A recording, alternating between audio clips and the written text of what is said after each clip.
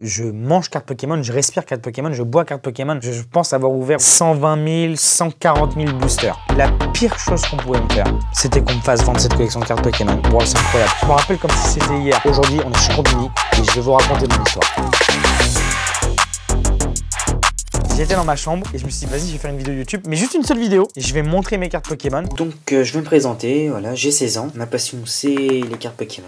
Ma première vidéo elle a fait genre 4 vues le premier jour, je sais pas, ça m'a plu et je me suis dit bah pourquoi pas en faire une deuxième et pourquoi pas en faire une troisième. Mon vrai compte YouTube s'appelait David Espace Lafarge, mon nom et mon prénom parce que j'arrivais pas à mettre de pseudo à l'ancienne. J'arrive aux 1500 abonnés, ce qui était vraiment pas mal à l'époque en 2013. Bah il y a mon ex-copine qui m'avait contacté sur YouTube, Elodie, alias Mijarashi. Elodie est venue à la maison. On a ouvert des cartes Pokémon et pas que. On s'est très bien entendu. Après, on s'est mis en couple. Et donc, du coup, est arrivée cette fameuse vidéo qui nous a fait décoller tous les deux. Ça s'appelait le swap Pokémon. Non, mais voilà. Attends, mon cœur, t'es sérieuse? Oui, ça me fait extrêmement plaisir de t'offrir ça. Alors, évidemment, on a montré notre intimité dans cette vidéo. Pourquoi?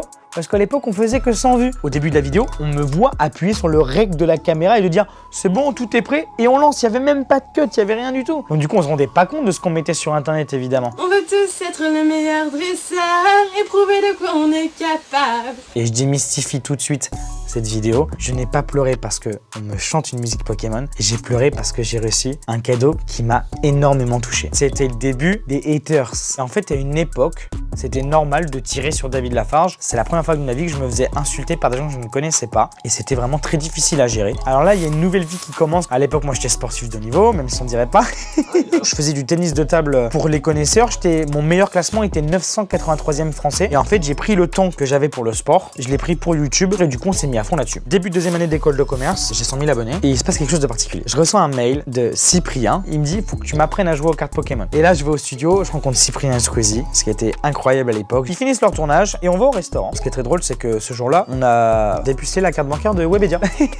On n'a pas du tout parlé de cartes Pokémon. Pendant littéralement 1 heure, ils m'ont convaincu d'arrêter les études pour me lancer sur YouTube à plein temps. À la fin de ce restaurant, ma décision était prise et j'arrêtais les études pour être à fond sur YouTube. Wow, c'est incroyable. Je me rappelle comme si c'était hier. J'étais en cours de droit et moi, j'avais rendu un bon devoir. Le prof nous rend les notes et j'avais eu genre un 7 sur 20. Et je te jure, ce 7 sur 20 est arrivé au bon moment. J'étais tout en haut de l'amphithéâtre et j'ai balancé ma feuille, j'ai fait « Je me casse !» Et pour la dernière fois de ma vie, je passais les portes de l'école et je suis jamais retourné ensuite. Mais mes parents, franchement, quand je leur ai dit « J'ai arrêté l'école », je me suis fait défoncer. C'était le début de la belle vie. Pas du tout. Je vais tout donner pour essayer de percer sur Internet. Je me suis mis à sortir une vidéo par jour, puis 10 vidéos par semaine, pendant des années quoi. Et on faisait des dégustations, on a commencé à faire des challenges. En 24 heures, les vidéos faisaient quasiment 1 million de vues quand on était tous les deux. Été 2016, il y a un jeu mobile qui est sorti, qui s'appelle Pokémon Go. Et là, ma chaîne YouTube a explosé. Chaque vlog Pokémon Go était regardé quasiment tous les jours par 1-2 millions de personnes. Faut savoir à la base, honnêtement, que je viens d'une famille qu'on n'a pas les moyens quoi. Ma mère était femme de ménage à l'époque. Mon père remplissait des sacs de croquettes en usine. 2 ans et demi, 3 ans après, je gagnais des énormes sommes d'argent en fait. Tout est arrivé extrêmement vite. Quand je prends du recul maintenant, je peux pas m'en vouloir parce que j'étais jeune, mais j'avais pris un peu la grosse tête. J'affichais un peu trop mon argent et j'ai mis, je pense, une bonne année à redescendre les pieds sur terre. J'ai beaucoup adoré ces années, mais je les ai beaucoup regrettées. J'ai fait énormément d'erreurs. Je m'en excuse énormément auprès de tout le monde. Et on arrive en 2017, que je considère comme la pire année de ma vie. Je me suis fait voler une énorme somme d'argent par quelqu'un de ma famille. Ça a été vraiment un drame pour moi, même pour mon entourage. Quelques mois plus tard, je me sépare de mon ex-copine qui était Mijirashi. Forcément, les vidéos que je ressors tout seul ne fonctionnent pas. Je ne comprenais plus YouTube. J'avais plus de rythme, plus d'idées. J'ai eu vraiment besoin d'argent, puisque quand on m'a volé de l'argent, moi j'ai eu des contrôles fiscaux. Et donc du coup, j'ai dû rembourser des sommes d'argent qu'on m'avait volé. La pire chose qu'on pouvait me faire, c'était qu'on me fasse vendre cette collection de cartes Pokémon. Et c'est ce qui s'est passé. J'avais des cartes Pokémon en or que j'avais été chercher au Japon. J'avais des cartes que j'avais été chercher en Allemagne. Des cartes que j'avais été chercher aux États-Unis. J'ai également vendu la maison que j'avais offert à mes parents. J'avais acheté une maison pour que mes parents puissent faire leur retraite. C'était vraiment le plus gros couteau qu'on m'a enfoncé. Et là, descente aux enfers et je me laisse aller. J'ai pris 40 kilos en quelques mois. J'ai eu des problèmes de santé qui sont maintenant irréversibles. Il y avait encore beaucoup de personnes à ce moment-là qui m'insultaient et je me dis mais Internet c'est terminé pour moi en fait. J'essaie de faire des lives, j'essaie de reprendre des ouvertures de cartes Pokémon, mais ça fonctionne pas. Et il s'est passé quelque chose qui représentait bien ma vie à ce moment-là. Je devais lancer un énorme live et en ce début de live, j'avais pas beaucoup de personnes qui me regardaient. Et évidemment, quand ça marche moins bien pour toi, il y a des gens qui te chambrent. Et j'ai perdu mon sang-froid à ce moment-là. Best Life Song, nique ta putain de mère.